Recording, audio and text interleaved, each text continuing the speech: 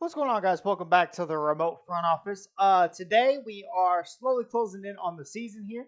We are going to be doing my top 5 point guards heading into the 2023-2024 NBA season. Before we get into that, make sure to subscribe and hit that notification bell for content. We are 3 days a week, Monday, Wednesday, Friday on this channel. And we are closing in on the season slowly but surely here. I do want to preface this really quick. If guys are going to miss significant time, or normally are injury-prone players. We are going to do this for every position, so you guys will notice on the small forward list, Kawhi did take a hit because of the fact that he normally misses almost a third of the season, right? For example, on the point guard list, because of Ja's suspension for 25 games, he actually did not make my list at all. I think if he was playing a full season, he would for sure be on this list, and probably number 3, maybe number 4. But I think just with his suspension, and then he already misses a bunch of games normally, I think it was only fair to give props to guys that typically are going to play more of the season. But we will start at 5 and work our way up. So for me personally, number 5 on this list is Tyrese Halliburton. If you saw the Pacers with and without him, honestly, it was just a world of a difference.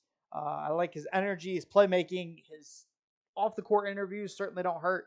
I just think all around, I think he is a solid young up and coming star and has a bright future ahead of him. Number 4 on this list. This is contingent on him obviously playing.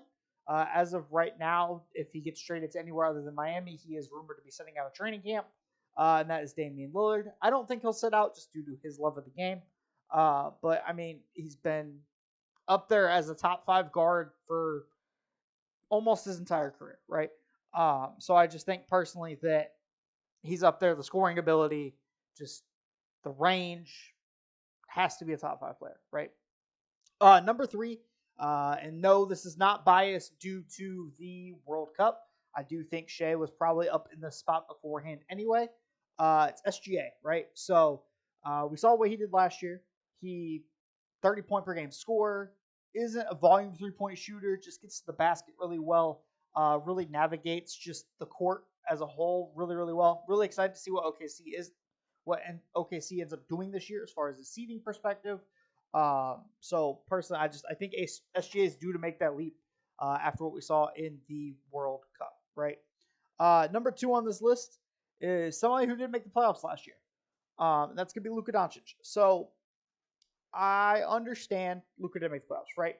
And most people, like with Dame, you would assume that would jump him down a couple of tiers. But Luka's just Luka, right? That's just the best way to put it. Luka is Luka, right?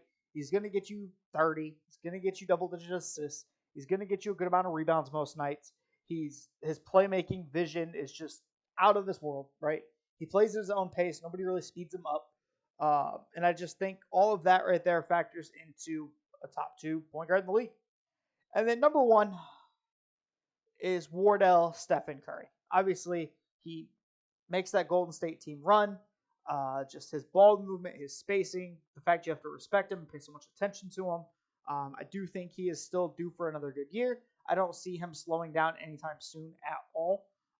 So personally, in my opinion, I think Steph is the number 1 point guard on this list, right? So just to recap, I have Tyrese Halliburton at 5, Dame at 4, SGA at 3, Luka at 2, and Steph at number 1. If you guys have any differing opinions or maybe a slightly different list, by all means, like I said, Ja, due to the suspension and he already misses games normally, is not on the list. But let me know if you guys have any different thoughts. I'll catch you guys in the next one. Peace.